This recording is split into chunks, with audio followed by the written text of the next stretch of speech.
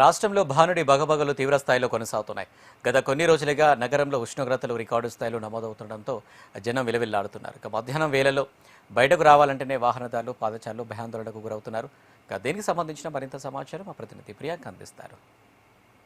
భానుడి బగబగలకు నగరం విలువెలలాడుతుంది. ఉదయం 9 గంటల నుంచి కూడా ఎండ తీవ్రత ఎక్కువగా ఉండడంతో బయటకు రావాలంటే కూడా నగర వాసులు జంకుతున్నారు. చాలా వరకు కూడా మనకు రోడ్లన్నీ ఖాళీగా దర్శనమిస్తున్నాయి. మనం ఇక్కడ చూసుకోవచ్చు కూడా. అంటే సమయం పెరుగుతున్న కొద్దీ ఉష్ణోగ్రతలు కూడా పెరుగుతూ పోతున్నాయి. దీంతో బయటికి రావాలంటే కూడా జనం అయితే భయపడుతున్నారు. రాష్ట్ర వ్యాప్తంగా కూడా భానుడి బగబగలు అయితే కొనసాగుతున్నాయి. నగరంలో మునుపెన్నడూ లేని విధంగా ఉష్ణోగ్రతలు అయితే నమోదవుతుండటంతో కూడా జనజీవనం అయితే అతలాకుతలం అవుతుంది. ఉదయం 10 గంటల నుండే సూర్యుడు అయితే తమ ప్రతాపాన్ని అయితే చూపిస్తుండటంతో ప్రజలు బయటికి రావాలంటే కూడా 1-2 సార్లు అయితే ఆలోచిస్తున్నారు. ప్రజెంట్ అయితే మనం ఇక్కడ ట్యాంక్ బండ్ దగ్గర అయితే ఉన్నాము.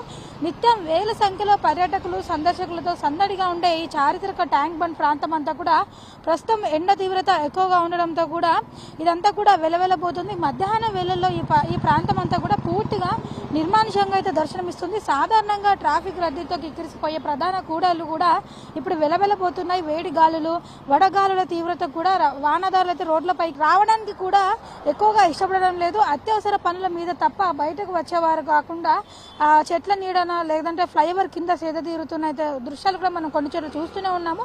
అప్రమత్తంగా ఉండాల్సిన అవసరం అయితే ఇప్పుడు ఎంతైనా ఉంది. ఎందుకంటే ఎండ తీవ్రత ఎక్కువగా ఉండడంతో కూడా వడదెబ్బ తాకే అవకాశం కూడా ఉంటుంది. కాబట్టి ప్రజలంతా కూడా అప్రమత్తంగా ఉండాలని ఇటు వాతావరణ శాఖ, అదేవిధంగా ఆరోగ్య విభాగం అధికారులు కూడా హెచ్చరికలు జారీ చేస్తున్నారు.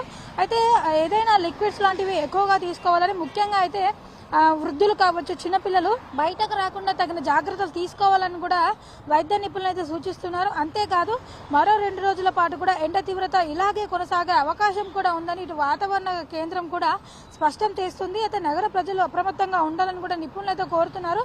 మొత్తానికి చూసుకున్నట్లయితే కూడా రోజు రోజుకి ఎండ తీవ్రత పెరుగుతున్న నేపథ్యంలో ప్రజలంతా కూడా అత్యవసరమైతే తప్ప బయటకు రావద్దని కూడా వాతావరణ శాఖ అయితే హెచ్చరిస్తుంది. ఒకవేళ బయటకి వచ్చినట్లయితే కూడా డీహైడ్రేషన్ లాంటివి కూడా బారిన పడకుండా కొబ్బరి నీళ్లు, మజ్జిగ వంటి పానీయాలు ఎక్కువగా తీసుకోవడం కూడా మంచిదని, ఈ ఎండల వల్ల ఎక్కువగా బయటకు రాకుండా ఇంట్లోనే లేదంటే సురక్షిత ప్రాంతాల్లో ఉండటం మంచిదని కూడా చెబుతున్నారు. మనకు చాలా వరకు చూసుకోవచ్చు.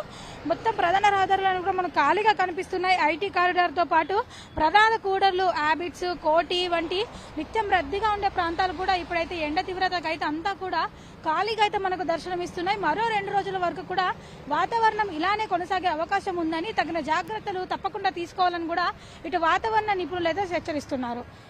ప్రవీణ్తో ప్రియాంక, HMTV, హైదరాబాద్.